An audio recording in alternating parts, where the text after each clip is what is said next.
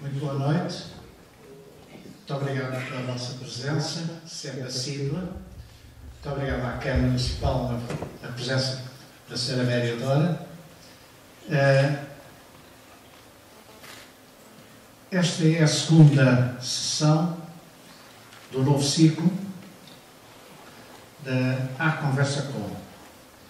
Portanto, tivemos um primeiro ciclo, começou em 2014, terminou no ano passado, em junho, julho, já não me lembro bem, e começámos excepcionalmente este segundo ciclo em dezembro de 2017, pelas razões que se lembram, porque se comemorou a Batalha dos Montes de Pula, em Moçambique, no dia 8 de dezembro do ano passado. Portanto, essa foi foi o recomeço desta segunda série, e hoje temos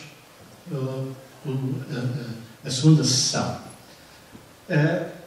Eu vou apresentar o palestrante 2. Eu tenho aqui uma cábula, mas na qual nem era preciso. O Dr. Luís Mata é formado em História, é mestre em História, trabalha na parte de História da Câmara Municipal de Santarém, onde tem, digamos, desenvolvido a sua investigação, não só na parte da História, na parte do museu, a qual está ligado, ao Museu Municipal de Santarém, e tem colaborado muito com a organização de alguns livros e de alguns estudos que foram muito importantes para quando se fez, quando Santarém apresentou a candidatura a Património Mundial, que não foi aceito, ou não foi sequer enviado, julgo eu que nem chegou a ser enviado, mas, portanto, é uma pessoa que tem se dedicado muito a Santarém, mas especialmente ao Val do Tejo. Portanto, não é só Santarém, será assim o Val do Tejo. A razão pela qual eu o desafiei para vir também falar um bocadinho sobre esse Val do Tejo. Embora o seu trabalho, o seu estudo tenha incidido mais com a zona do Baixo Tejo, mas apanha também o Médio Tejo, no qual nós estamos incluídos. Portanto, essa é a razão pela qual hoje temos o Dr. Luís Mata a falar da ocupação da zona do Tejo, do Val do Tejo, por alguns povos cuja existência nós quase desconhecíamos, ou conhecemos muito mal, ou que ainda conhecemos muito mal. Portanto, isto será mais uma chega nesse nosso conhecimento. Eu não vou fazer nenhum discurso, não sei. Vou só, para concluir, dizer que a terceira sessão vai ter lugar, a terceira sessão da Conversa Com vai ter lugar a 23 de fevereiro, portanto será do próximo mês, que terá como objetivo o movimento Rio Tejo e será apresentada por Aline Consolado, que se tem de facto salientado pela defesa da qualidade da água do Tejo. Aliás, ainda ontem e hoje, o Tejo, pelos pelas más razões, foi notícia de primeira página. Portanto, é de grande atualidade uma ação desse tipo. Pronto, não quero alongar mais. Quero só, para terminar, agradecer ao meu amigo Luís Mata a bondade e a simpatia de ter aceito este meu desafio. Muito obrigado a todos e depois, no fim, teremos a oportunidade de discutir um bocadinho estas questões que vão ser postas. Muito obrigado. Muito obrigado. Bom, muito boa noite a todos. Começo por agradecer a simpatia do convite e queria começar por pedir-vos desculpa de falar em pé, porque eu sentado eu não consigo, passo o dia inteiro sentado e agora não me apetece muito estar sentado, porque daqui a um bocadinho estão todos a dormir. Bom, começar por realçar a coragem de estarem aqui nesta noite fria de inverno, quando poderiam estar à lareira a ver um programa de televisão bem mais interessante, um reality show, uma coisa assim. E em vez disso resolveram vir ouvir-me. Bom, isso é um risco por várias razões. Em primeiro lugar, porque não estão exatamente em frente a um especialista em História Antiga. A minha formação universitária é em História e a minha especialização em História da Idade Média, aliás fui colega de curso ali do Dr. Martinho, que saúdo, mas como a vida dá muitas voltas, eu vim parar a Santarém há cerca de quase 3 décadas e comecei-me a interessar muito pela história local e, sobretudo, por aquilo que as pessoas achavam que sabiam da história local. E como quem me conhece sabe que eu gosto muito da polémica no bom sentido, e nesse aspecto sou provavelmente não muito bom discípulo da Escola de Coimbra, que é muito ortodoxa, resolvi meter em matérias que têm em si o seu quê de polémico. E a polémica começa logo com o título que eu resolvi escolher. A Cidade do Deus, pensar, bom, deve ser um erro qualquer, porque a gente conhece a Cidade de Deus, não é? O Santo Agostinho é que falava da Cidade de Deus. Mas eu gosto mais de falar da Cidade do Deus. Dos deuses, poderíamos dizer. Porque, efetivamente, há, em toda a região do Vale do Tejo, uma influência de um conjunto de povos, do qual pouco conhecemos, e não conhecemos muito precisamente porque há, entre os historiadores, alguns mitos, algumas ideias feitas, e depois é difícil sair delas. Bom, essas ideias feitas são muito feitas com base em vagas de estudos. Não é? Havia os estudos clássicos e, portanto, as pessoas gostavam muito de falar da herança clássica, dos romanos e dos gregos, aos quais muito devíamos. Depois, no século XIX, houve também a vaga dos estudos arianos, não é? E começou-se a falar muito dos celtas, e éramos todos celtas, e ficávamos todos muito contentes quando falávamos dos celtiberos, embora ninguém sabe exatamente quem são os celtas ou de onde é que eles vieram e o que é que fizeram exatamente, porque ainda não se encontrou um único vestígio material dos celtas. Porque toda a gente fala dos celtas, coisa assim meio mística, não é? Depois, já no século XX, ficámos todos muito contentes porque descobrimos que afinal também temos alguma coisa de árabe. Não é?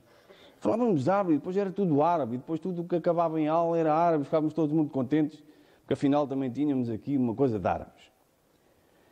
Bom, quando falamos de outro tipo de povos, as coisas começam um bocado a complicar-se. E é precisamente desses povos complicados que eu vos queria falar. A arqueologia, a partir da década de 80, começou, com esforço, diga-se, a tentar provar que antes dessa malta toda chegar, houve um conjunto de povos muitíssimo importantes e que nos marcaram definitivamente. E começou-se muito a falar da herança mediterrânica e da herança do Mediterrâneo Oriental. E então apareceram os tais fenícios. Bom, ninguém sabia muito bem o que. Mas os fenícios não eram os tipos que vinham cá trocar umas gigangas e tal. O que é que eles fizeram de muito relevante? E aos poucos começaram a perceber que, afinal, não eram só uns comerciantes que vinham cá trocar umas coisas. Pelo contrário, tiveram uma influência muito grande na cultura material. E apresentavam provas, não é? Apresentavam provas dessa cultura material. Isso é relativamente simples de demonstrar, porque os objetos estão lá e, portanto, é fácil. Mas eu tenho para mim que essa malta que vinha e que afinal ficava cá e que afinal já falava e que afinal já escrevia, de resto foram eles, como devem saber, que inventaram o abecedário tal como hoje o conhecemos, e portanto eram povos altamente evoluídos, e eu tinha para mim, dizia que para além de trocarem umas coisas, eles também deviam falar, deviam pensar, deviam amar, deviam sentir, deviam rezar. E esses vestígios imateriais, que hoje chamaríamos de cultura imaterial, também tinham que estar presentes de alguma forma. E foi isso que eu tentei investigar. E então, procurei ver onde é que estavam essas influências da tal cultura imaterial em diversos domínios, começando pela toponímia. Bom, a toponímia é uma área que eu acho particularmente interessante porque, como sabem, deve ser a área mais pródiga em invenções. As pessoas arranjam as explicações mais extraordinárias para os nomes das coisas. Bom, e Santarém não foge à regra, como é óbvio. E então, um dos topónimos que aparece nas fontes clássicas era o topónimo Moron. E sobre o Moron já se escreveram tratados. Não é? Montes de arqueólogos já se dedicaram ao Moron, tentando imaginar onde é que seria. Porque o Estrabão, como tinha o seu quê de retorcido, não metia um mapa exatamente com a localização de Moron, então as pessoas andavam ali, só dizia que fica assim a 500 estádios do mar. Bom, 500 estádios do mar dá mais ou menos 90 km, as pessoas começavam a medir. Não, é aqui, é ali, é lá. Bom, ele aparece, no texto grego aparece grafada esta palavra como morona.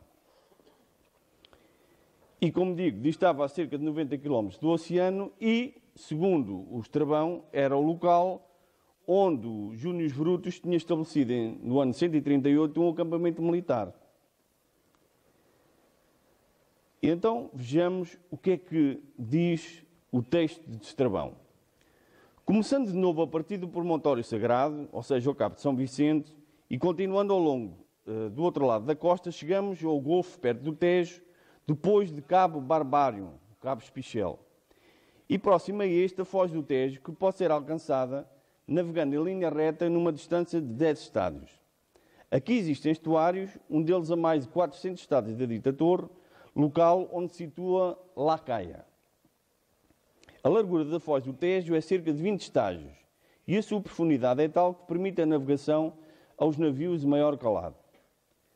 Na maré cheia, o Tejo forma 2 estuários nas planícies que se situam o montante, de modo que a planície é inundada e tornada navegável por uma distância de 150 estádios. E continua ele, sobre Moron. No estuário superior, forma-se uma ilha com cerca de 30 estádios de comprimento e quase igual em largura, que é fértil e tem excelentes vinhas. A ilha fica perto de Moron, uma cidade felizmente situada numa montanha perto do rio, a cerca de 500 estádios do mar. Os arredores da cidade são muito bons e a subida do Tejo, durante parte considerável, é possível para embarcações de grande porte, sendo a restante realizada em barcos fluviais. Acima de Moron, o rio é navegável, ainda por uma longa distância. Brutus, apelidado de Galego, usou esta cidade como uma estação militar quando lutou contra os lusitanos, a quem subjugou. Nas margens do rio, fortificou Lísipo, para que a passagem pelo rio e o transporte das coisas necessárias pudessem ser preservados sem obstáculos. Estas são, portanto, as melhores cidades perto do Tejo.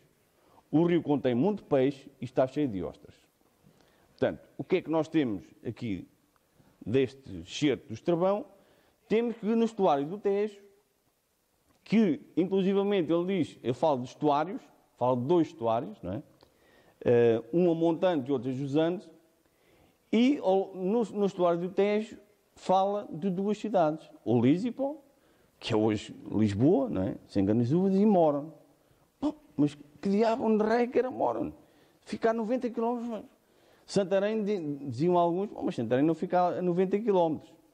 Bom, então, chegou-se a pensar em Tomar, chegou-se a pensar em várias situações.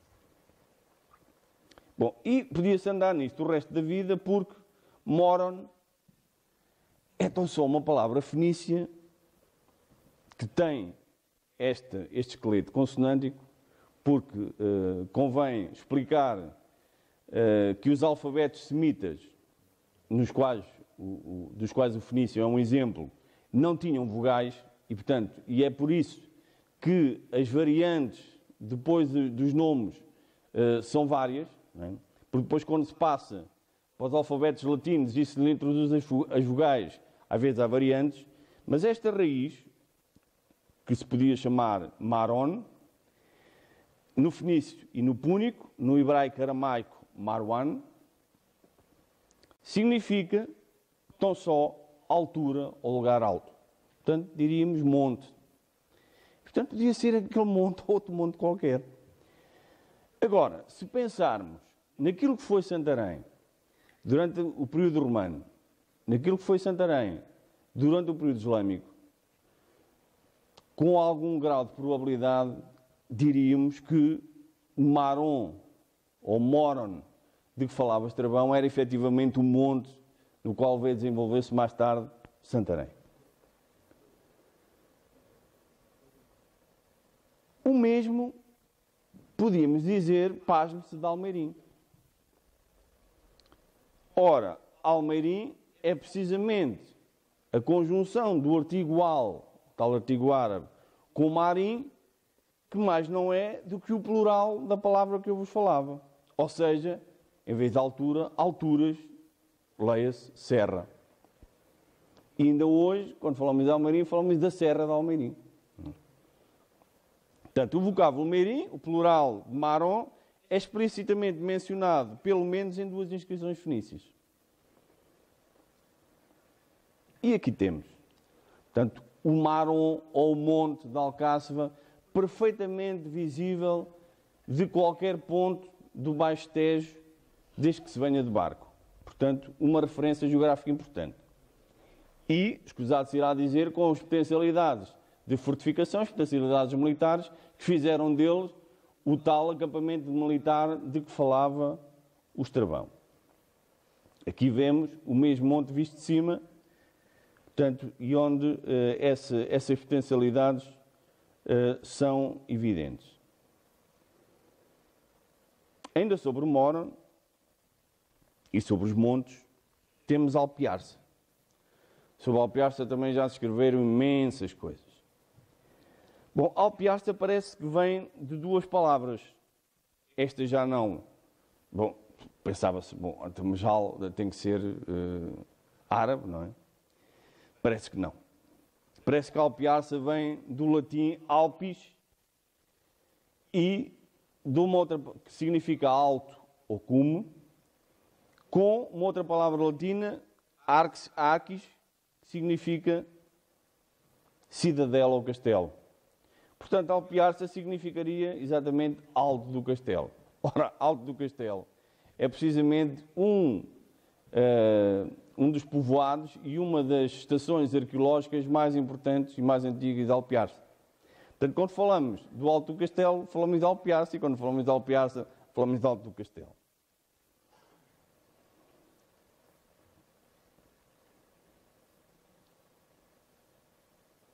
E chegamos a Scalabis. Bom, Scalabis é outra das coisas sobre as quais se escreveram livros e livros e livros. Inclusivamente, a propósito da lenda ligada a Scalabis, se construíram hotéis, se construíram cafés, o café Abides e o hotel Abides, e tudo o que tem a ver com Abides, apesar das fontes nunca falarem de Abides nenhum. Porque houve um senhor, um historiador local de Santarém, no século XVIII, que leu umas coisas em latim, não devia ser grande espingarda em latim, como normalmente os padres não eram, e esse senhor chamava-se Inácio de Vasconcelos e inventou esta figura do Abídios. A partir daí, toda a gente ficou a saber que o Scálavis tinha a ver com este Abídios, não é? Tinha a ver com este Abídios. Bom, então, quando se falava deste Abídios, o que as fontes nos falam é a uma figura mitológica chamada Abis, e que é registada numa obra de um historiador Pompeio Estrogos, do tempo do imperador Augusto, e compilada pelo historiador romano Marcos Juniano Justinus. Portanto, a obra é esta e está sublinhado a parte onde ele fala do Abídios. Não é? Diz assim, bom, mas afinal está lá Abídios. Afinal o padre não se tinha enganado, é Abídios que lá está. Pois é, mas se o padre soubesse um bocadinho de latim, sabia que isso significa nomen nihil impositum Abídios, significa e deram-lhe o nome de Abis. Ou seja, este Abídios é o genitivo da palavra latina Abis Abídios, que significa de Abis. Portanto, afinal a figura não se chamava Abídios, chamava-se Abis. Mas, e então, a história, provavelmente conhecerão, a história é muito semelhante a outras que conhecemos, inclusive da Bíblia. Abis é abandonado logo após o nascimento e lançado numa cesta ao Tejo. Uma serva encontra o recém-nascido e amamenta-o. Depois da morte de Gargórios, seu avô, Abis é coroado rei, introduz a agricultura e outras inovações tecnológicas. Portanto, os paralelos com Moisés, com outras personagens da antiguidade é clara. Mas, recentemente, numa obra publicada em 2016, dois investigadores espanhóis admitem que esta personagem se trata de um mito tartéssico, ou túrdulo de Gargórios, tendo, portanto, uma origem fenícia. E dizem que, para além dos argumentos que eles invocam, eu acrescento que estes nomes parecem derivações latinizadas de vocábulos semíticos. Se não vejamos, Abis pode vir muito bem da palavra fenícia Ab, que significa pai ancestral. E, portanto, tinha lógica. Portanto, era o primeiro ancestral, essa figura mitológica, era, no fundo, o ancestral destes povos. E era de quem eles falavam. Assim como, quando falamos de Adão, não estamos a falar de uma figura. Portanto, Adão é uma palavra que em semítico significa humanidade. Significa homem. E Gargórios, que vem de garganta, que é a palavra com que começa o relato de Justino. Portanto, no fundo, constrói-se aqui uma narrativa mitológica com base em palavras que as pessoas ouviam e das quais não sabiam qual o significado, e depois compuseram a história de acordo com aquilo que eram as histórias comuns que circulavam na Antiguidade. Portanto, aqui temos o reino de Tartessos, onde supostamente este rei teria fundado. Bom, Scálavis então é referido no século I por Plínio o Velho, portanto sabemos que era um topónimo. Portanto, na sua obra Natural de História, escrita no ano 77. A primeira menção explícita ao ópido romano é Praesidium Iulium. E agora vamos ver o que é que isto pode significar. Isto é uma novidade completa. Portanto, lá está, como eu vos disse, gosto da polémica e gosto de procurar explicações para além. Gosto pouco que me digam que as coisas são mesmo assim, que não podem ser de outra maneira, e, portanto, tento procurar explicações alternativas. Bom, a primeira parte da palavra, na minha perspectiva, deriva de um vocábulo fenício, que é sac ou suc, que significa cova ou buraco. E ab, como vimos há pouco, significa ancestral. Portanto, Scálavis seria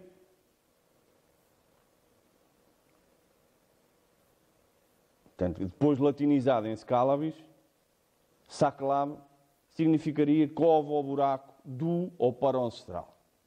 Portanto, o que é que eles poderiam estar a falar quando falavam desta cova do ancestral? Bom, disto. E o que é isto? Anta da cova de Aldaina, na Catalunha. Ou disto. E o que é isto? Anta da Portela do Pau, em Castro Laboreiro, em Portugal. Ou disto. Anta da Arquinha da Moura, em Tondela, Viseu.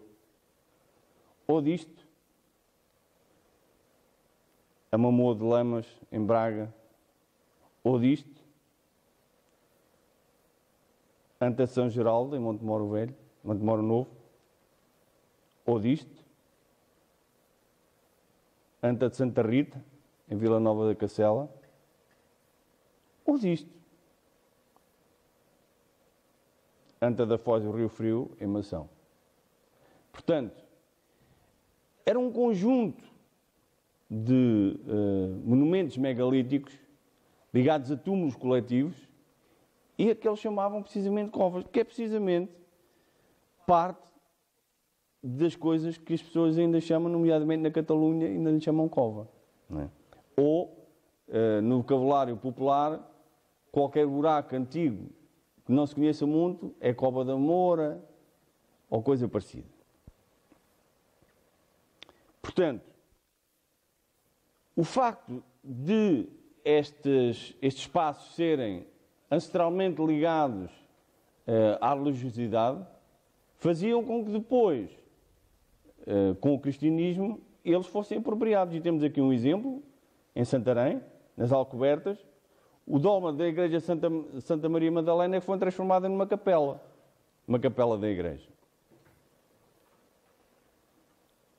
Mas em Santarém temos outros nomes que podem evidenciar esta herança fenícia. Por exemplo, Alprã, ou Alparã, que é uma zona da cidade de Santarém, que significa o separado, pode ter a ver precisamente com esta zona que vimos aqui. Portanto, aqui é o Monte de Alcácer, que eu vos mostrei há bocadinho na imagem, naquela fotografia. Depois há aqui uma separação que é exatamente a zona do Alprão. E, portanto, percebe-se que há aqui esta separação. E, portanto, Alprão era exatamente um acidente topográfico que se queria referir.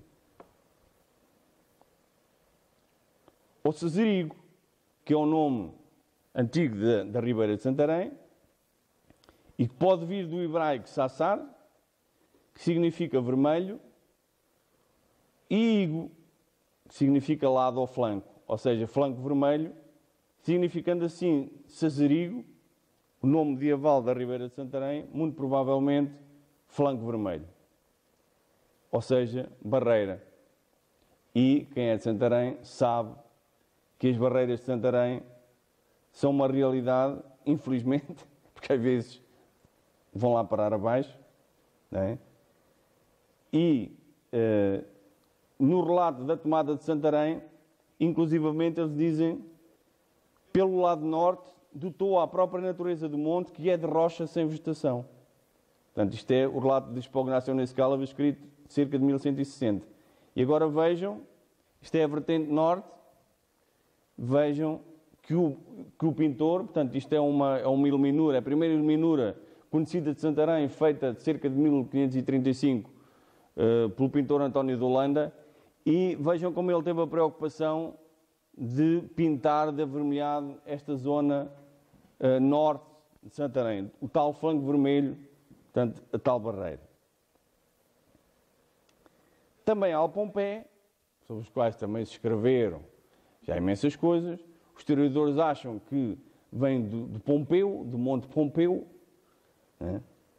Eu, pelo contrário, penso que Pom é uma palavra também do hebraico, do fenício, do púnico, que significa pé. E, portanto, Alpompé seria Al-Pom-Pé. E, portanto, há aqui um fenómeno que acontece várias vezes em Santarém, em toda a região e em Santarém também, em que pé é a tradução da última palavra, do pão. Portanto, seria ao pé. Seria ao pé e, de facto, ao bom pé, fica ao pé de Scalabis, né? Portanto, faz sentido.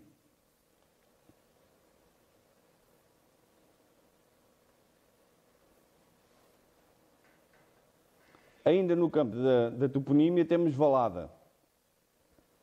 Curiosamente, há uma palavra muito conhecida entre os fenícios, que é Baalat, que significa senhora. Portanto, é o fonimo de Baal, ó Senhor. Também Montirás, Rás, significa, nestas línguas semitas, cabeço. Portanto, Montirás era precisamente o cabeço.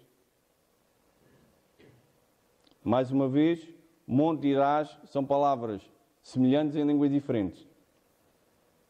Aqui está, desculpem, está aqui o Monte Irás, e portanto é um dos montes de Santarém, mais baixo do que o mais importante, e portanto eles chamariam-lhe um cabeço, que era um monte mais baixo. Marvila. Por curiosidade, Mar em aramaico significa senhor ou santo, e Veli significa, em árabe, protetor ou patrono. Portanto, Marvila resultaria da conjunção de Mar e Veli, significando exatamente a mesma coisa.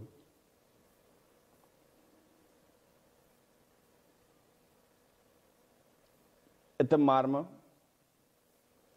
escrito a Tumarmal nas fontes medievais, que viria, na minha opinião, da palavra hebraica tomar, e agora já estão a ver, tomar, eu conheço tomar. Bem, tomar significa, nestas línguas, escondido ou enterrado, e má, que significa água.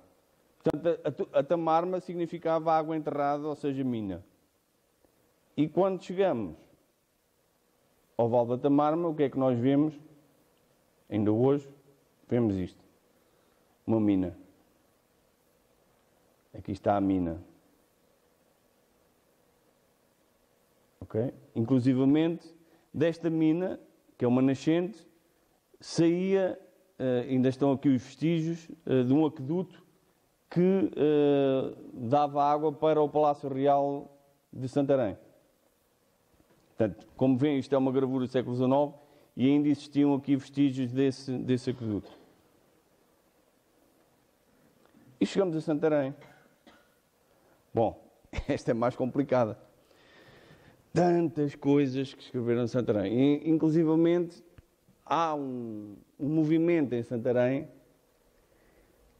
que é quase um movimento de canonização, não é? Porque chamam figuras que são verdadeiras eminências, quase como papas, só que são civis, não é? Figuras altos, eruditos, a confirmar que efetivamente Santarém vem de Santiria. Não há outra hipótese, é Santiria. E toda a gente diga ao contrário, bateu com a cabeça em algum lado, toda a gente sabe que é Santiria. Bom, eu quando cheguei, como não sou de Santarém, a primeira coisa que eu perguntava é, mas é assim, mas é Santa Irene.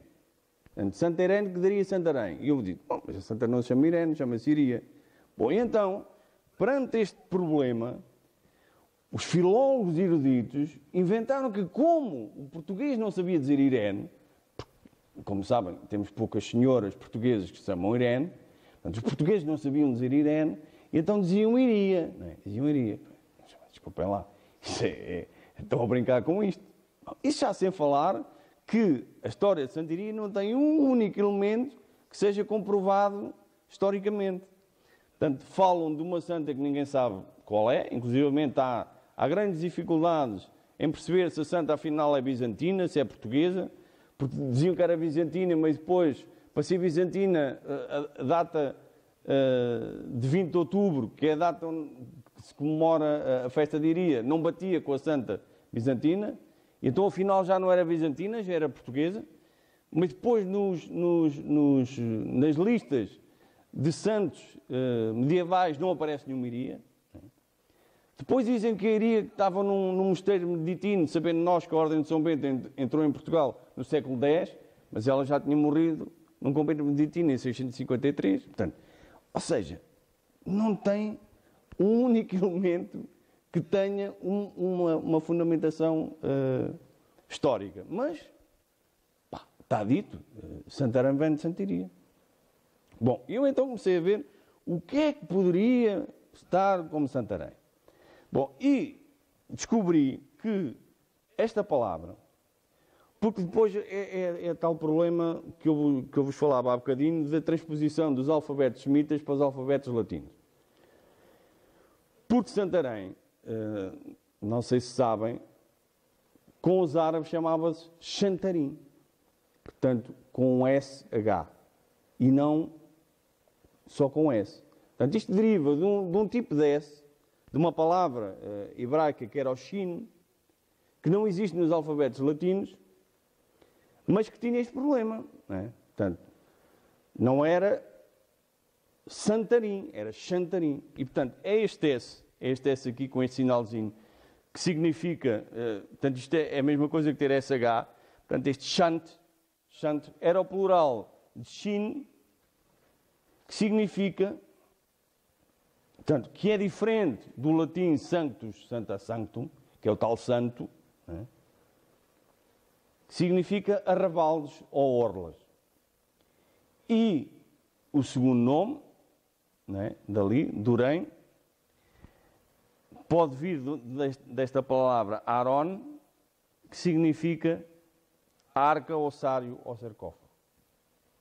Ora, quando nós pensamos na tal cova do ano passado, portanto, no tal túmulo megalítico funerário, pode muito bem toda a história de alguém que estava ali enterrado e que depois ressuscitou, pode ser uma reminiscência desse tal sepulcro megalítico e ter aqui uma continuação. Portanto, Santarém, no fundo, era um ossário comunitário. Né? Era o que significava.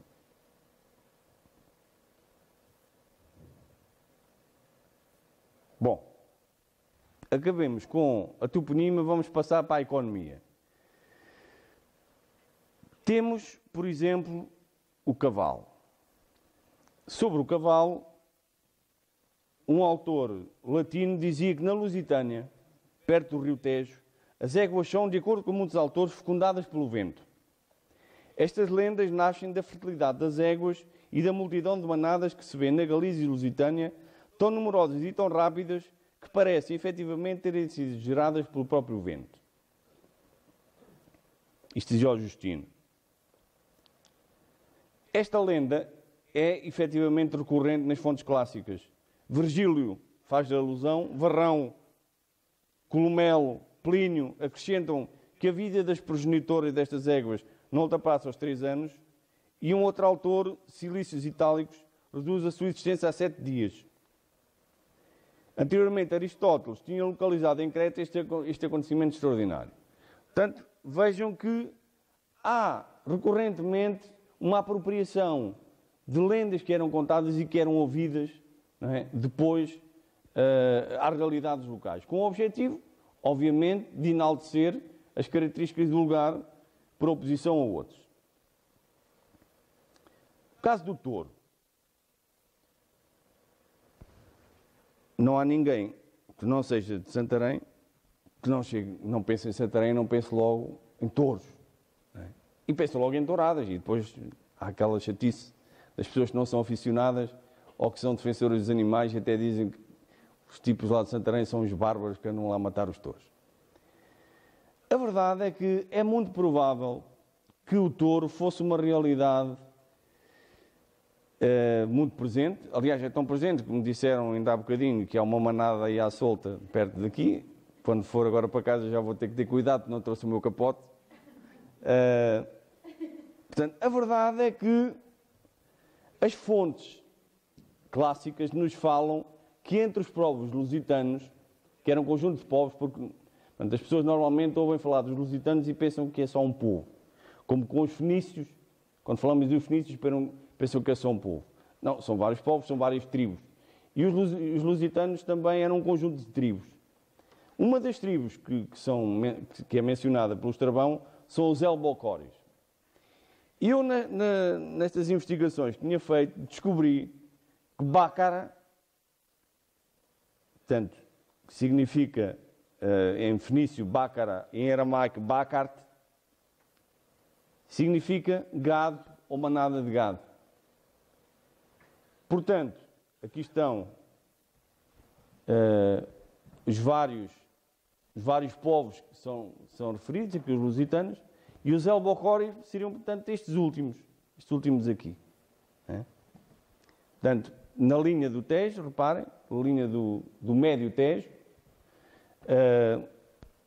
não se sabe exatamente onde, mais perto de Castelo Branco, mais perto de Abrantes, ainda mais para baixo, não se sabe. A verdade é que eram os últimos povos. E, portanto, aqui estão eles. E podia significar precisamente Elbocório, nada mais, nada menos do que os vaqueiros.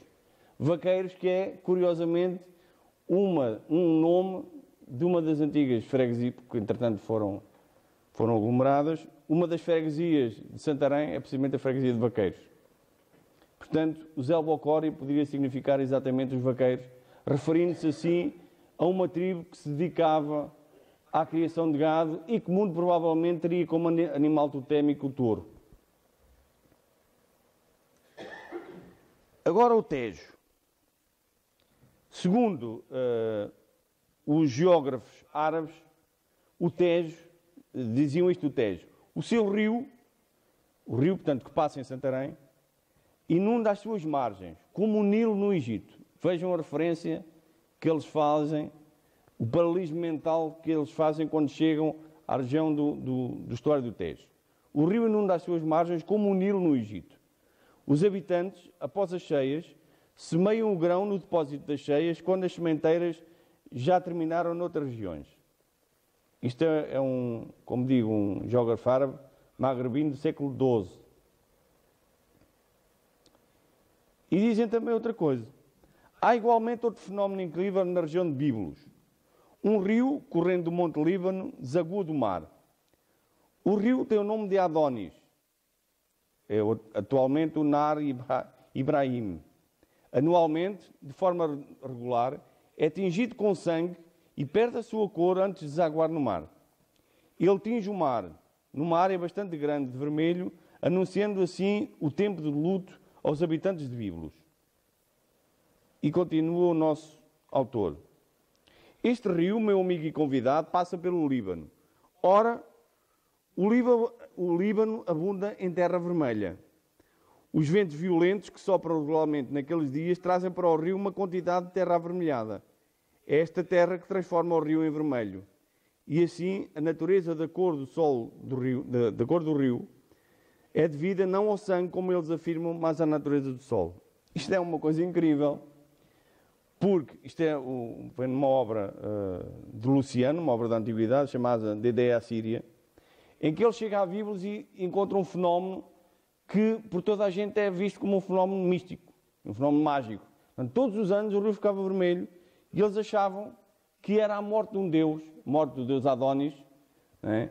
E era o sangue do deus que transformava as águas em vermelho. E depois tem este habitante que tem esta visão extraordinária de dizer, isto não é nada disso que eles dizem. O que se passa é que o rio passa com terra vermelha, com terra barrenta e fica tingido de vermelho. Portanto, isto não é sangue nenhum. Agora, o que é curioso é que o Tejo tem exatamente o mesmo fenómeno. Com as cheias anuais, transportam o que os antigos chamavam o nateiro, né? E aquilo fica tudo negro, as águas ficam negras, como se estivessem também tingidas, né?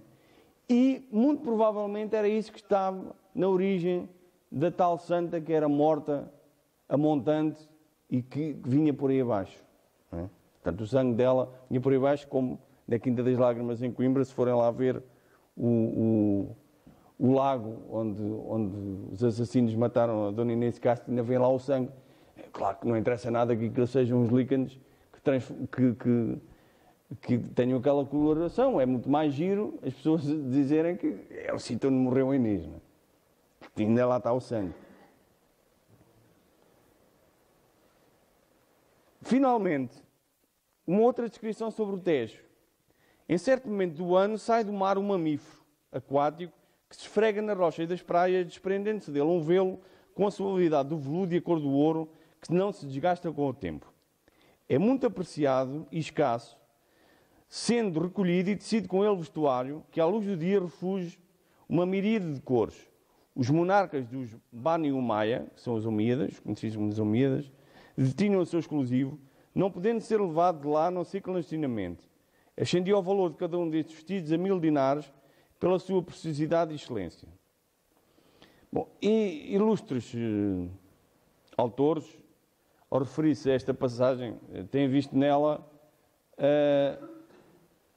uma foca. Diziam que este autor,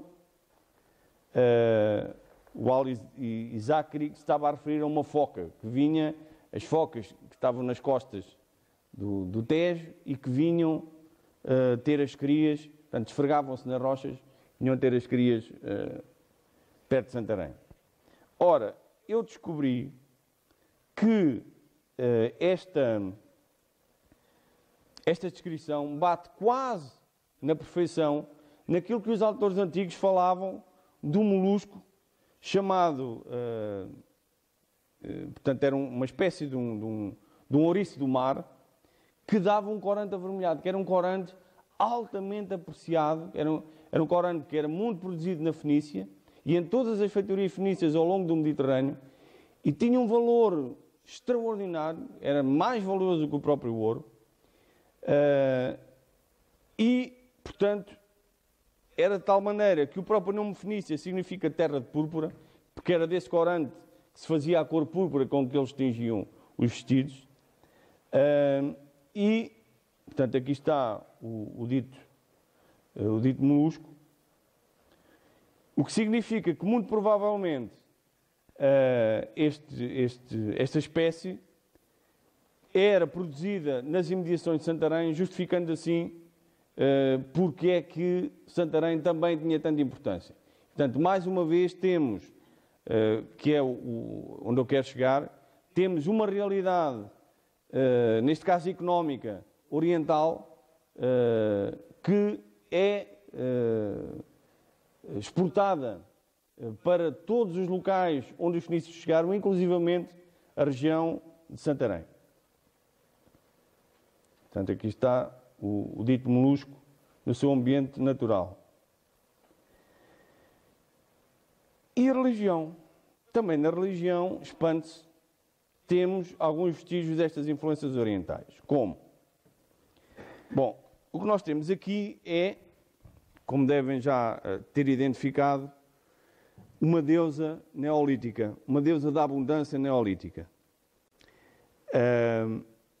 Hoje os historiadores pensam que, muito provavelmente, o primeiro culto universal seria exatamente o culto da mãe, o culto da deusa mãe. E, portanto, aqui temos uma mulher grávida, neolítica, exatamente parecida com a mesma figura fenícia, parecida em bíbelos, lá está ela com a mão na barriga, exatamente igual à Nossa Senhora do Ó, cujo culto, pasme-se, apareceu pela primeira vez, portanto, quando sabemos, na região do Val do Tejo, nomeadamente na zona de Torres Novas. Agora reparem, há alguns milhares de anos que separam estas imagens e vejam como é que se mantém a mesma lógica, os mesmos princípios, as mesmas mensagens subliminares.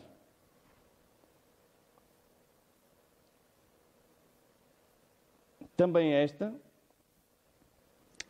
que é um ídolo da idade do cobre, vindo de Sintra, da zona de Sintra, E nós temos aqui um crescente lunar, muito semelhante a ídolos feitos na mesma altura no Oriente, e que podem justificar aquilo que eu acho que é a Iria. Não a tal santa que é morta e que veio a boiar pelo Tejo até encalhar em Santarém, mas sim uma palavra semita que significa lua. Iria é da palavra Ierea, que em hebraico significa lua. Bom, agora vejamos estes outros amuletos encontrados em Israel e vejamos este encontrado precisamente em Torres Novas, romano. Vejam como um dos elementos que é destacado, que é o umbigo, é exatamente o mesmo que aparece aqui, invocando novamente os cultos da fertilidade, os cultos das deusas mães. E depois temos este, também uma estatueta fenícia, e temos este, encontrado em Santarém, na Alcáçova de Santarém. Vejam os 6 proeminentes, vejam a vulva, a protuberância da vulva, portanto, mais uma vez, os sinais mais evidentes dos cultos de fertilidade que se faziam tanto no Oriente como no Ocidente. Ou esta, que é também uma imagem púnica. Aqui temos a deusa mãe com o menino ao colo. Ele aqui já está um bocadinho desgastado, mas vê-se que está aqui o menino ao colo. E aqui uma pomba, que é, eu não consegui encontrar a tempo, peço desculpa, mas em Santarém, a imagem de Nossa Senhora da Paz, que estava por cima da porta do Alprã, em Santarém, tem exatamente as mesmas figuras. O menino ao colo e a pomba na mão. Com uma decalagem de vários dezenas de séculos. Ou este, que é uma imagem do deus Harpócrates, deus, o Horus criança, um deus do Nilo, parecido com este, da Antiguidade Clássica, ou com o menino romano encontrado em Santarém. Lá está o dedo na boca, chupando o dedo, sinal da sua infância, e com a mão no ventre, que é uma coisa... Isto é único, esta imagem correu o mundo, eu já ouvi variedíssimos especialistas, nenhum deles encontrou um paralelo para a mão aqui, que é a tal mão no ventre que nós vimos nas deusas mãe, e que nesta aqui aparece de outra forma. Aparece normalmente ou com o corno da abundância, não é? As imagens clássicas ele aparece com o corno da abundância. Nas imagens egípcias ele aparece com uma flor de lótus na mão, mas a mensagem é a mesma, portanto é a abundância. E aqui é o Deus menino. E portanto temos a mãe, e temos o filho, e o pai nunca aparece. Não é? E o pai nunca aparece. Assim como no cristianismo, o pai é sempre aquela figura distante. Não é? Inclusivamente no cristianismo, esta tradição era tão forte que eles fizeram uma coisa extraordinária. Na Santíssima Trindade temos o quê? Pai, Filho e o Espírito Santo. Quem é que está aqui a faltar? É a mãe. Portanto, o Espírito Santo está a ocupar o lugar da mãe. Ora, qual é a imagem do Espírito Santo? É a pomba. Não é? Sabem qual era a imagem que caracterizava a deusa mãe na Antiguidade? Era exatamente a pomba. A pomba era o animal sagrado da deusa mãe. Portanto, eles fizeram esta coisa extraordinária. Tiraram a mãe, mas deixaram o animal que a simbolizava, que é uma coisa extraordinária. E pronto, é isto. Agora fico ao vosso dispor para perguntas ou observações que queiram. Aquela figura era o Buda. Como? Era o Buda. Era o Buda. Não era o Buda. Não, o outro não foi agora. Por causa do senhor disse que não sabia. Era o Buda. Era o Buda? É, sim, senhor. Ah, pronto, ok. Muito bem. Mais?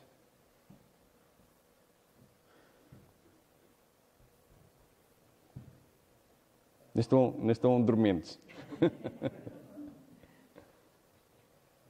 Pronto, isto lá está. Como digo, isto são temas polémicos que não têm tido grande desenvolvimento em Portugal, porque não há especialistas nestas áreas.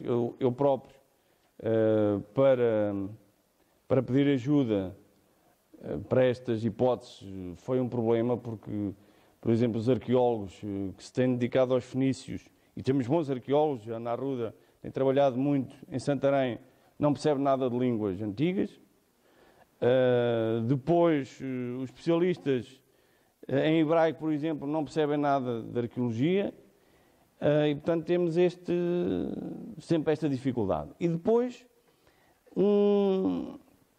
uma certa resistência em admitir que estes povos tão estranhos... Mas estamos a falar de fenícios. Bom, aquilo é a faixa sírio-palestiniana, portanto, é Israel, é Síria, é Palestina, é também o próprio Egito, não é? Mas estes tipos não são os gajos que vêm agora de barco e morrem, voltam e meio afogados. Mas o que é que a gente tem a ver com estes tipos? Quer dizer, e depois começamos a ver, espera lá, a nível da agricultura foram eles que introduziram a roda do oleiro, foram eles que introduziram o trigo, foram eles que introduziram a oliveira, foram eles que introduziram o vinho, a vinha, não é?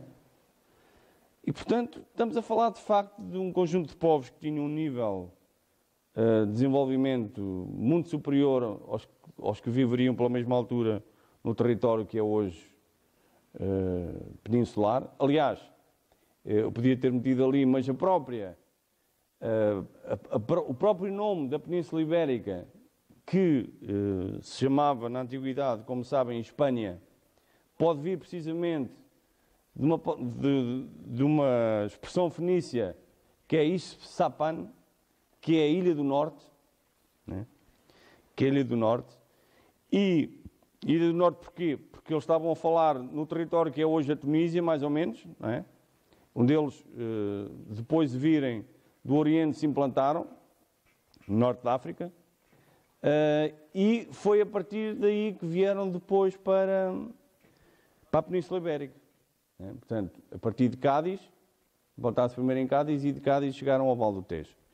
E, portanto, faz sentido, obviamente que para eles, o facto de ser uma península não era relevante, era uma terra praticamente rodeada toda por água, portanto, e estava a norte, efetivamente, e, portanto, faz sentido que pudesse ser Issapan, Ilha do Norte. Portanto, até o próprio nome de Espanha, muito provavelmente é o nome fenício. Mas... Sim, senhor. Está bem. Portanto, fez a sua posição, pela informação que deu, mas eu estava aqui a pensar que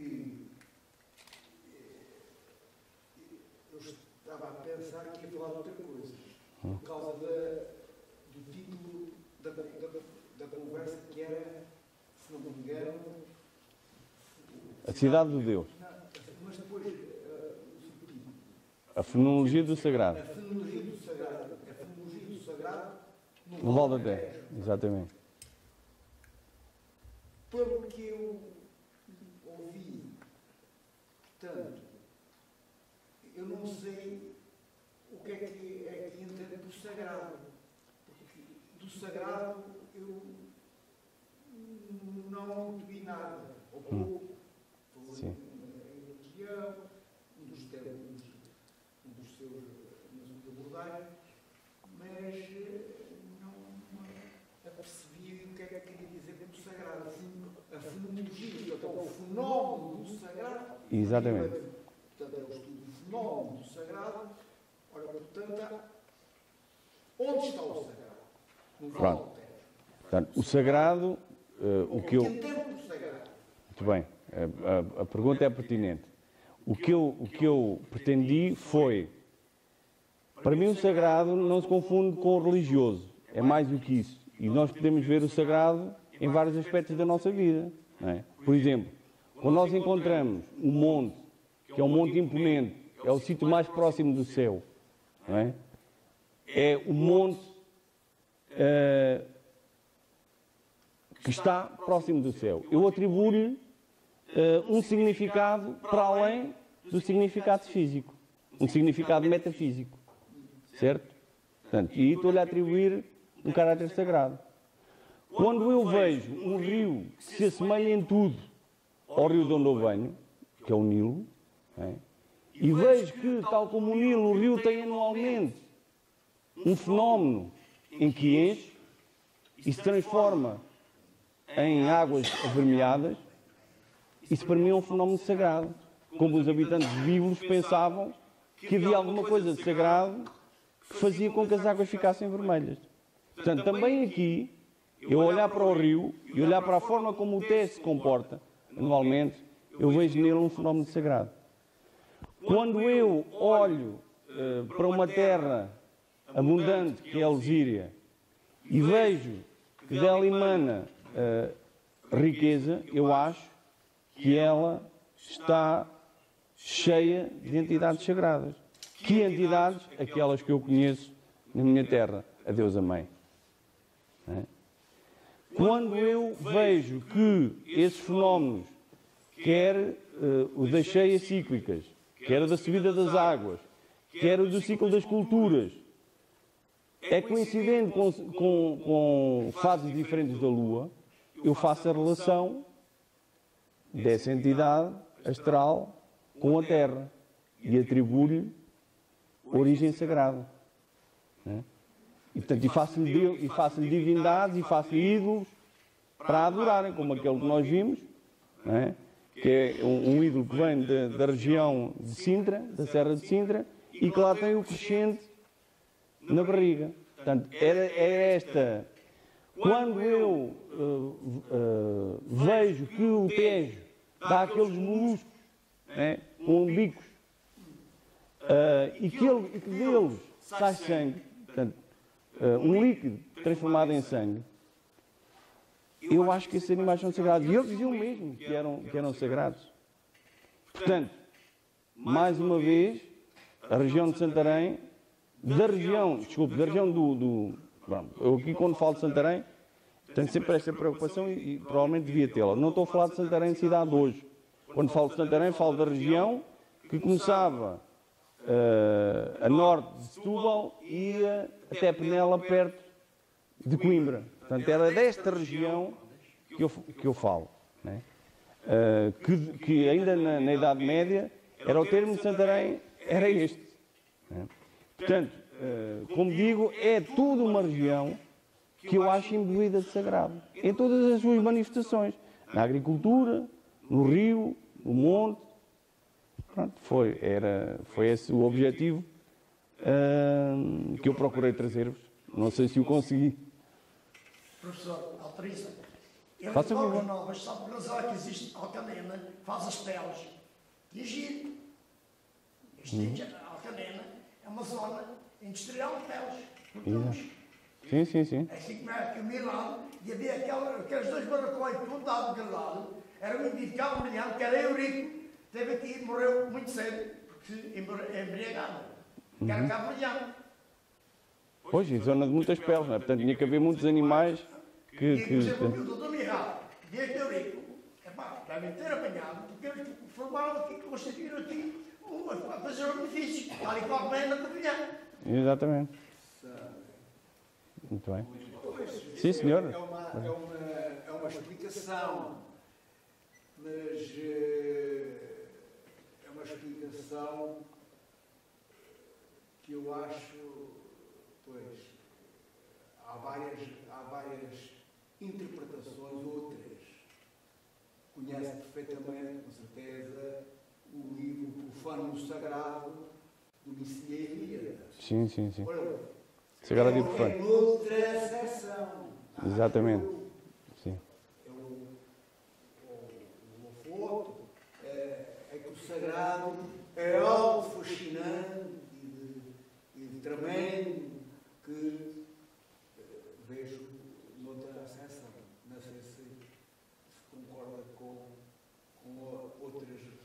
Sim, o Mircea Eliade era num aspecto mais antropológico, não é? No aspecto do cosmos e da forma como eles entendiam. Não, é mais metafísico. Sim, exatamente. Mais metafísico. Mas precisamente por isso, todas estas A interpretação é mais imanentista, Claro. mais aqui e tal, mais próxima de nós. Desculpa, e que não vai mais além. Não conheci na altura. Diz, Martim. Eu ia só perguntar se fizeste as referências aos fenícios, se em termos do trabalho que eles fazem, se existem vestígios significativos no Val Tejo. Eu recordo, nós agora tivemos ali em Abrantes, no ano passado, a jornada da história local e tiveram com alguns arqueólogos que têm andado a fazer alguns trabalhos no Castelo e foram descobertos algumas cerâmicas que claramente não identificam como fenícios e não havia alguma dúvida relacionada com o material e acabou por haver para esses vestígios. Se isto é comum aqui no Val Tejo, aparentemente não é, ou como é que os arqueólogos olham para estas situações. E por outro lado, perguntar se tem levado muita parada com estas interpretações. Bom, só não tenho levado mais porque parte das coisas que eu vos disse estão para publicação. Felizmente consegui uma revista curiosa o suficiente para publicar isto. Porque duas de Coimbra tiveram medo, claramente tiveram medo. Porque depois, por exemplo, tinham que levar logo a seguir com o Alarcão, que é de onde parte das balelas que se tem dito, não é? Mas é o senhor professor e, portanto, não se pode dizer o contrário dele. Relativamente aos vestígios dos fenícios, como sabes, a Ana Arruda andou a malhar em ferro frio muitos anos, até conseguir demonstrar que, de facto, o Val do Tejo foi um lugar fundamental, tão fundamental, e estamos a falar agora do Baixo e do Médio Tejo, tão fundamental que portanto, os objetos que ela escavou na Alcáçova de Santarém conseguem ser mais antigos do que os de Lisboa. Né? Portanto, em Santarém há presença comprovada arqueologicamente desde o século VIII a.C. Século VIII. E, recentemente, têm sido descobertas várias estações arqueológicas fenícias, quer em Alpiarça, quer em Almeirim, quer em Vila Franca. Portanto, os arqueólogos têm... Porque é assim, se nós fizermos, a nível da península, cartografarmos os sítios, que foi sempre uma coisa que me deu uma impressão doida, cartografarmos os sítios fenícios na península, vemos uma quantidade deles em Espanha, né? Quantidade deles em Espanha, e depois em Portugal era um ou outro, quer dizer, dá a impressão que eles chegavam ali em Portugal, isto é terra de ciganos, não vamos para ali. Aí dizem, não pode ser. Não pode. Portanto, e aos poucos, eles estão a aparecer. Estão a aparecer no sul, estão a aparecer no sudoeste, estão a aparecer no Val do Tejo. E o que... exatamente. E o que a Ana Arruda tem dito, ainda quando foi lá a Santarém, nas nossas conferências, foi precisamente apresentar-nos uma cartografia das últimas descobertas, e onde a ocupação é muito superior àquilo que se pensava. Inclusivamente, ela diz uma coisa curiosa, é que para a zona mais, porque depois nós dizemos, mas porquê aqui mais na zona do Més e do Baixo Tejo e não aparece tanto para cima? E ela dá uma explicação muito gira. Houve várias escavações de sítios que eram sítios importantes no Calcolítico, portanto, no cobre, e foram sítios que, com a chegada dos fenícios, não perceberam um novo fenómeno, portanto, não souberam adaptar-se e acabaram, desapareceram. Eram povoados importantes que desapareceram, pura e simplesmente. Portanto, aquilo foi uma espécie de nova ordem Quando eles chegaram, foi uma espécie de nova ordem. Quem soube adaptar-se à nova realidade progrediu, e tornou-se enorme. Quem não conseguiu, desapareceu. Portanto, deve ter havido aqui um fenómeno quase migratório dessas pequenas comunidades que já não conseguiam resistir e começaram a vir para os grandes centros, para os grandes centros, e isso pode explicar porque é que o Estravão só fala destas duas cidades. Em todo o Tejo, em todo o Alto do Tejo, fala de Ouriço e depois fala de Mora. As duas únicas cidades que ele fala. E, de facto, quando começamos a ver depois a evolução de Santarém, com os romanos, com os árabes, etc., mantém-se esta centralidade regional de Santarém que pode vir precisamente. Aliás, em Santarém, quando foram feitas as escavações em 2008, foi descoberto numa parte de Alcácer, portanto, que se sabia, embora nós na altura da candidatura tivéssemos, não eu, mas outros colegas, tivessem posto a hipótese do povoamento romano não abranger só Alcácer, mas o resto do Planalto. A arqueologia até hoje não nos mostrou isso, mostrou-nos exatamente o contrário. É que não há vestígios romanos fora de Alcácer, e portanto os vestígios mais significativos é do Monte de Alcácer e junto ao rio, portanto, no que é hoje Ribeiro e Alfãs. Mas por baixo do urbanismo romano, lá estava o urbanismo fenício, ainda. Portanto, perfeitamente limitado, com as casas, com a terra batida, não sei o quê, perfeitamente definido. Portanto, houve, efetivamente, uma ocupação que hoje diríamos urbanística desde a altura dos fenícios. Sim, portanto, isso é uma das tais questões polémicas da filologia, entre aquilo que é a abordagem tradicional da filologia e depois a abordagem menos tradicional, porque normalmente os filólogos debruçam sobre os topónimos tal como eles nos chegaram até hoje. E muitas vezes esses topónimos estão perfeitamente corrompidos relativamente àquilo que eram originalmente os topónimos. Porquê? Porque isso é normal, penso que não é preciso ser um grande erudito para perceber isto. Se eu não falo uma língua, se eu não domino a língua, eu vou reproduzir a língua tal como ela me aparece ao ouvido. Portanto, e Moura é um desses exemplos. Portanto, Moura, Maur, é uma palavra que significa ou buraco, ou reluzente, ou o que for, portanto, cova. E quando nós falamos sempre de Cova da Moura, estamos a falar da mesma coisa em duas línguas. Porque Maura é exatamente cova em semita. Portanto, isso é mesmo assim. Eu apresento sempre um exemplo que eu acho muito curioso. Não sei se conhecem a história do canguru. Porque é que o canguru se chama canguru? O canguru chama-se canguru porque quando os ingleses chegaram à Austrália, perguntaram ao aborígene que raio de animal era aquele que andava ali a saltar. E ele deve ter dito qualquer coisa como canguru. Não faço a mínima ideia o que é que ele disse.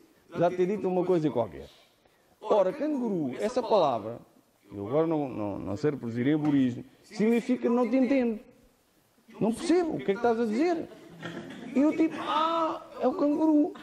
Quer dizer, portanto, isto é um exemplo para vermos como é que muitos dos topónimos, muitos dos nomes de coisas, por exemplo, o que é Cova da Iria? Cova da Iria. É precisamente isso. Portanto, se pensarmos que Iria pode ser a tal palavra hebraica que significa lua, temos a Cova da Lua, lá está a tal história de corpos reluzentes e a tal Moura, não é? A tal Moura encantada, porque, por exemplo, o povo também é pródigo em dar o nome de Moura.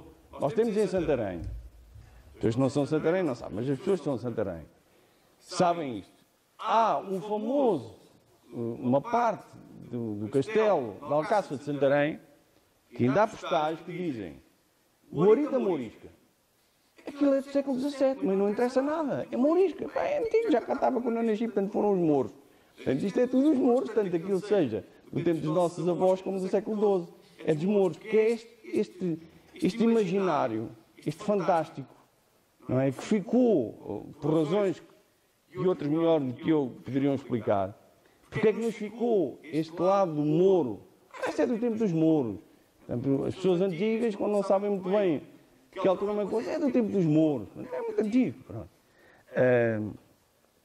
Mas a verdade é que nos ficaram, por exemplo, cabo raso. Ora, raso, como vimos ali, significa cume ou extremo, em hebraico, que é precisamente o significado de cabo. É a mesma coisa. Portanto, cabo raso estamos a falar da mesma palavra em duas línguas. Quando falamos de rio Guadiana, o Adi é rio em árabe. Portanto, quando estamos a falar de dizer rio Guadiana, estamos a falar rio Ana. Porque o Adi é rio e Ana era o nome do rio. Era rio Ana, mas nós dizemos rio Guadiana. Pronto, portanto. E exemplos como estes podiam multiplicar-se até ao infinito. Portanto, são vestígios que nos ficam. E depois lá está. Tudo aquilo que é semita. Os semitas, de facto, são um povo... Eles dizem que eram um povo escolhido por Deus. Eu acho que eles são escolhidos é pelo diabo, porque já passaram o diabo. Já passaram sempre. E, portanto, nós temos esta resistência. Porque, por exemplo, quando nós falamos do árabe, não sei se as pessoas sabem disso, o árabe é uma palavra semita. É uma língua semita. É uma língua semita. Assim como é o hebraico, assim como é o cananaico, assim como é o aramaico, são línguas semitas. Ora, quando nós dizemos que al é do árabe, é mentira, porque todas as línguas semitas têm este artigo. Portanto, não é obrigatório ser árabe. Pode ser árabe, mas não é obrigatório que seja. E, portanto, isso é a tal ideia que os estudiosos fixam como a verdade absoluta e depois mais ninguém pode sair dali.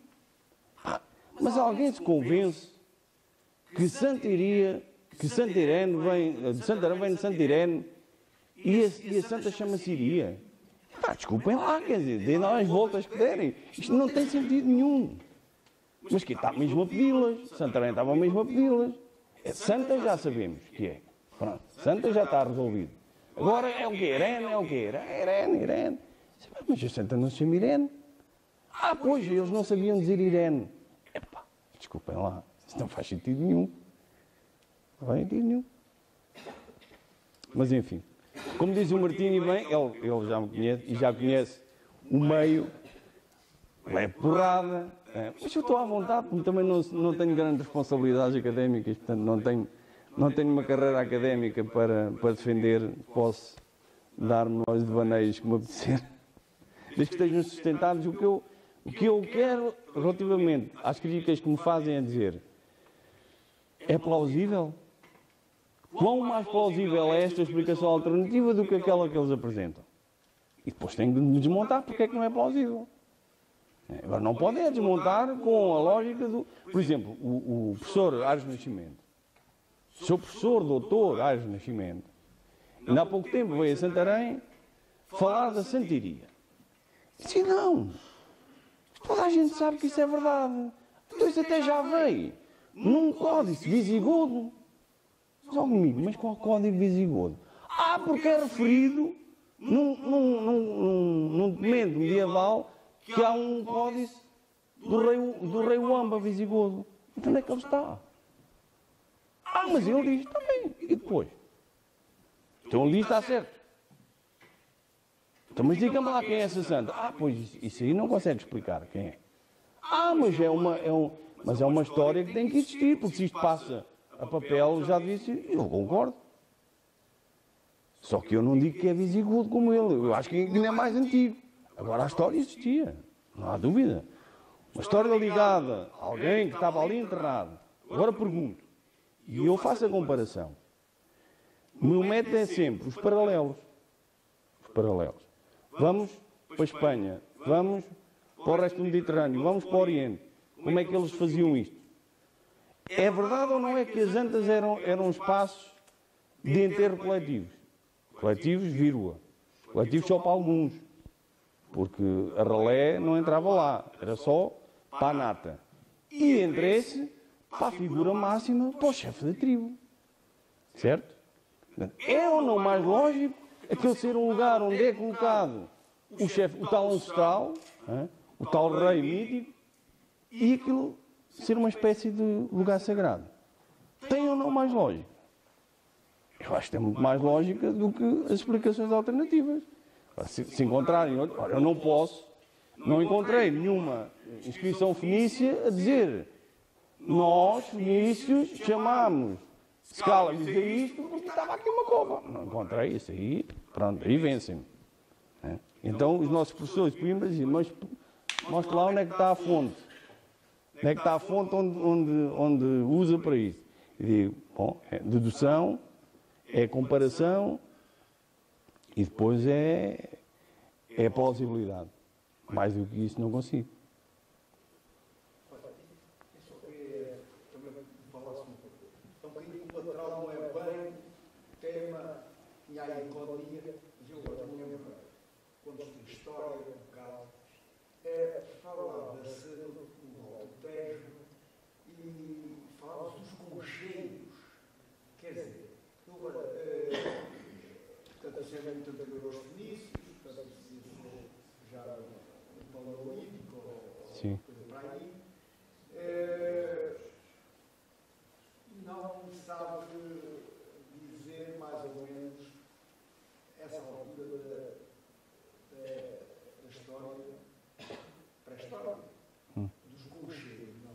Bom, o que eu sei dizer dos concheiros é que eles confirmam aquilo que aquele autor árabe dizia, que o Tejo estava cheio de ostras. Lembra-se? Daquela... Efetivamente estava.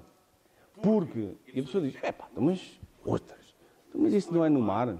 Pois é, o problema é que o mar entrava por Tejo dentro até Santarém. Na altura dos árabes, as marés ainda se sentiam em Santarém, pelo menos em Santarém.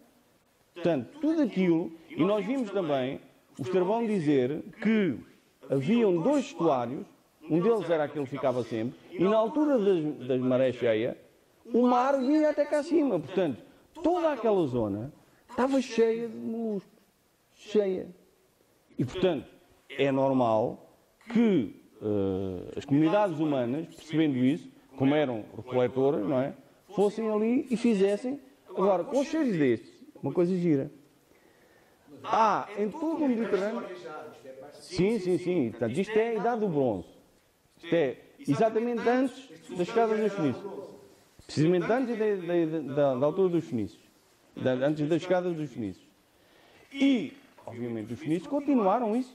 E exploraram, acho eu, não só essas tais ostras, como aqueles animaizinhos, que tinham, só para ter uma ideia, aquilo era preciso quase 1 tonelada daqueles bichos para conseguir 10 gramas de murex, para conseguir 10 gramas de púrpura.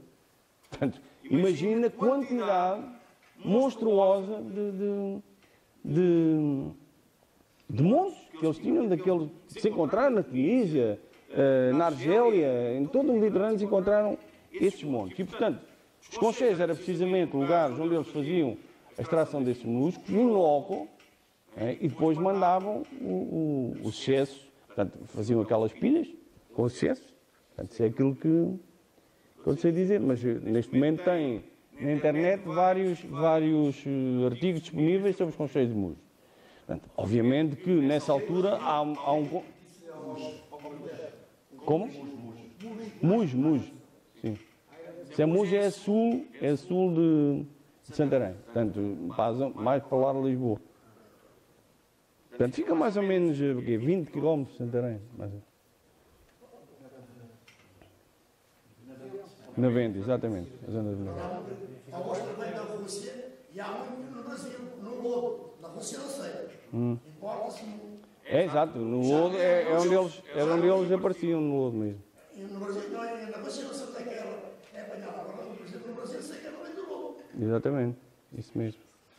Luís, Isso. Também um bocadinho paralelamente, não queres falar sobre isso, como é que tem havido o processo de candidatura? Não queres explicar porque é que o processo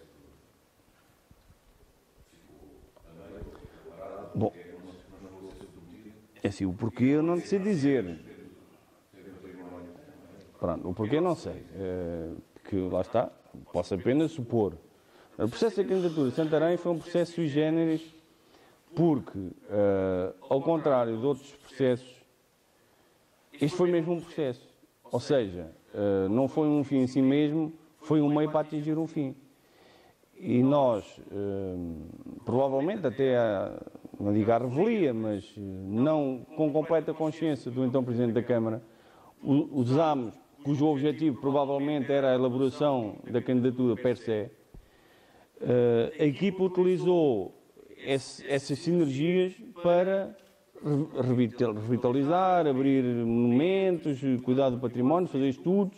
Portanto, por isso é que saíram desse processo saíram aqueles 3 volumes,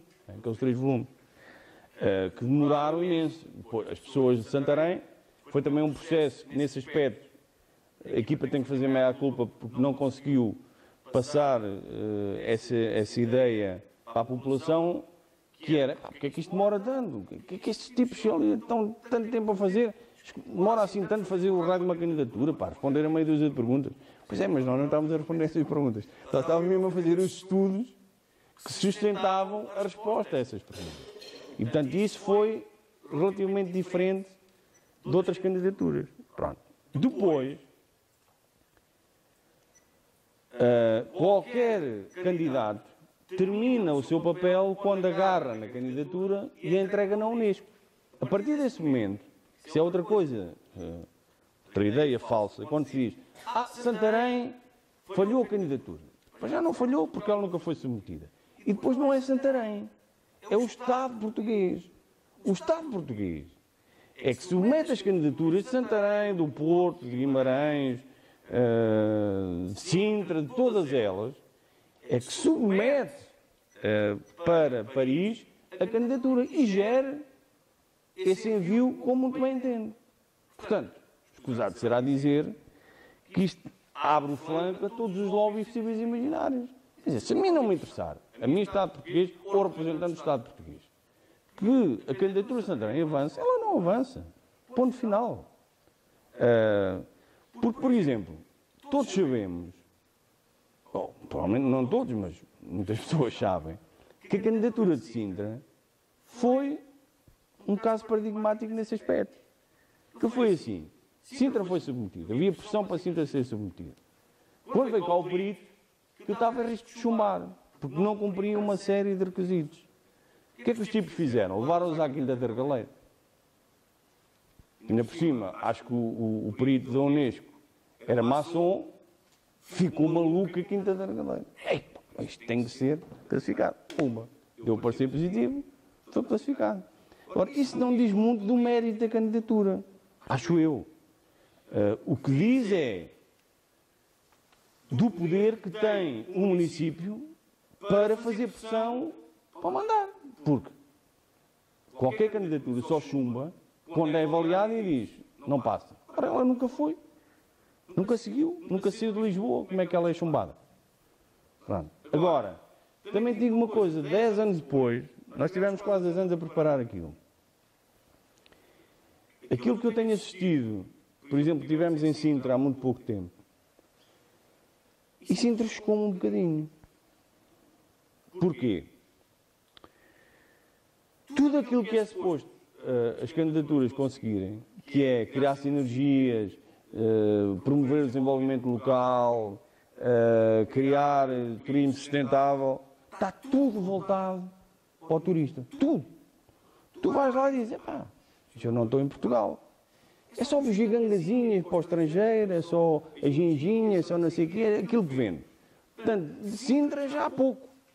Já há pouco. Portanto, é um processo político que serve, eu acho que é válido quando, de facto, permite que as cidades olhem mais para si próprias, se estudem melhor e potencializem aquilo que que podem, não é? Aquilo que são as suas identidades. Mas o que acontece a prazo, acho eu, é exatamente o contrário. É transformar aquilo que são identidades, não é? Aquilo que são especificidades, numa coisa mais igual em todo lado.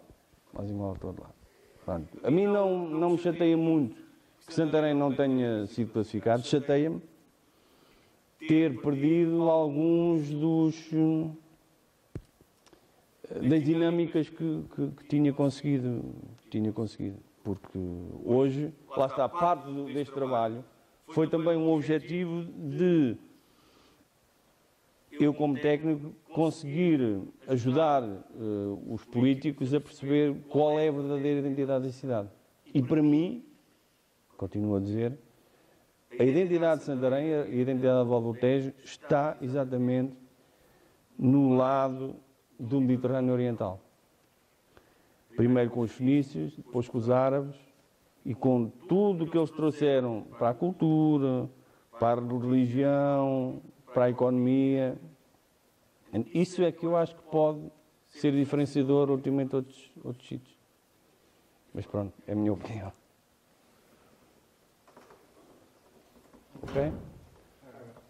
Mas apesar de tudo, os estudos que foram feitos nessa altura continuam a ser, digamos, o que existe melhor sobre Santarém. Exatamente. É verdade. Sim.